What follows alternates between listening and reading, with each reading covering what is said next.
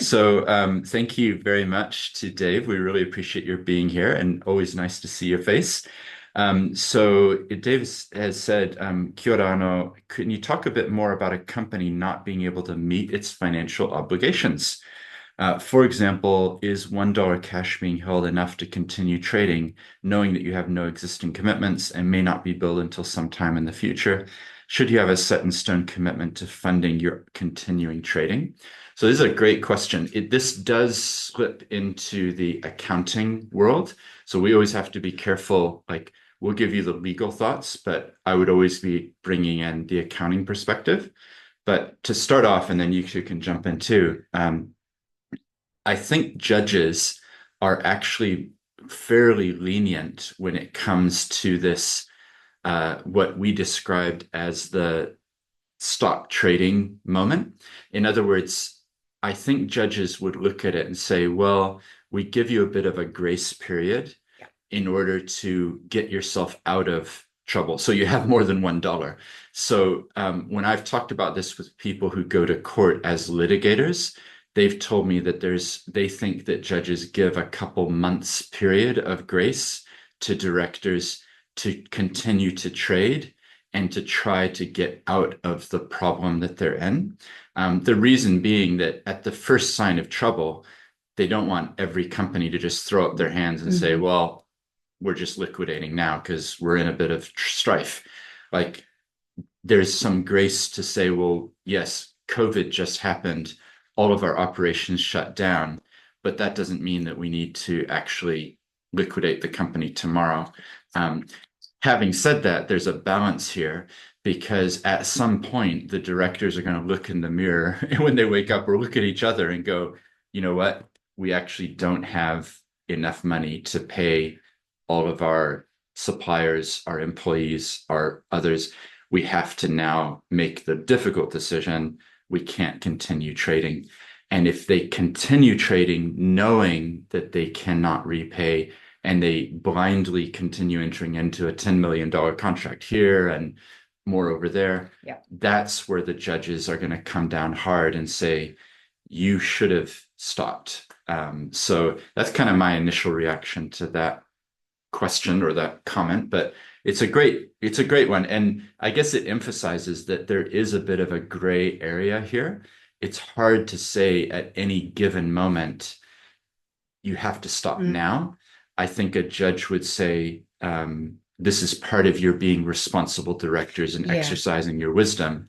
Because of course, the elephant in the room is the moment you say we can't pay this one or that one, guess what? All of your credits, terms, all of your customers, your suppliers, everybody's going to say, well, stop, So if you almost doom yourself by doing that too quickly, that's not a good result either. So it's obviously complicated, but those are some of my thoughts. Because you might be able to trade out of it, out of that particular situation. And that's the delicate dance that you need to do as a director, and that's why it is really incredibly important to seek appropriate advice, especially accounting advice. That's that gray area that I mentioned previously. Look, there's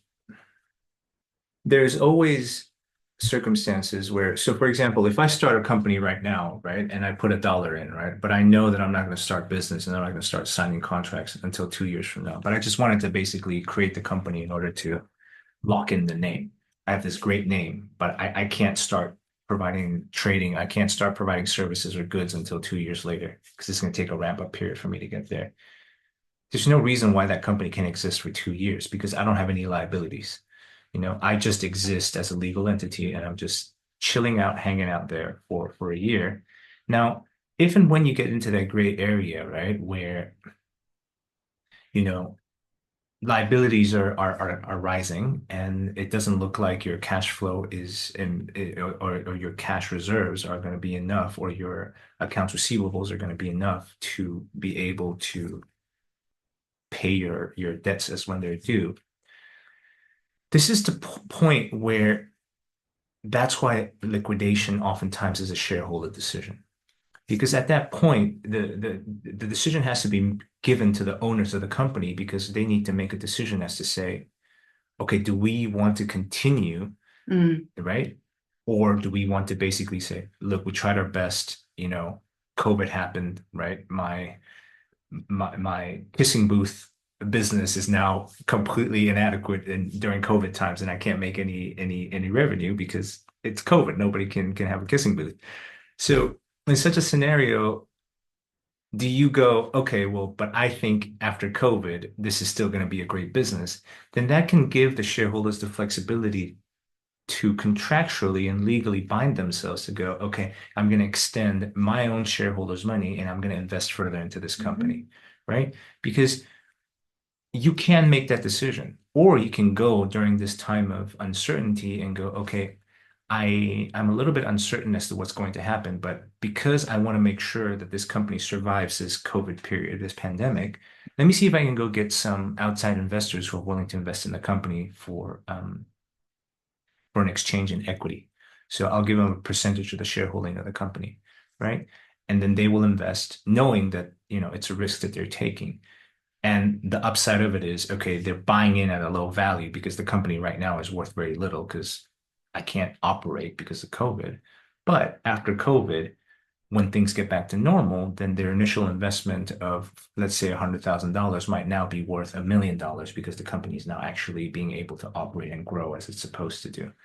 So there are options that you can consider, but the key as a director in making the choice to continue to trade is to make sure that you are thinking of the creditors, like you have that in your mind as well, and making sure that whatever promises have been made to you with regards to additional funding that is going to come to you is enforceable, right?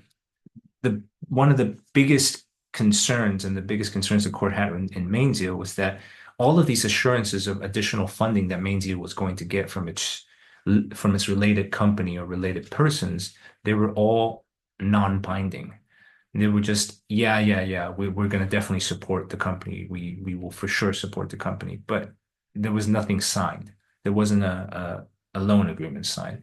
There wasn't a commitment to fund signed. So that left the company and the directors that's right. in a really precarious position. And of course, the shareholders as well, and the creditors. That's right. So, That's yeah. right. That's right. That's right. Yeah. Yeah.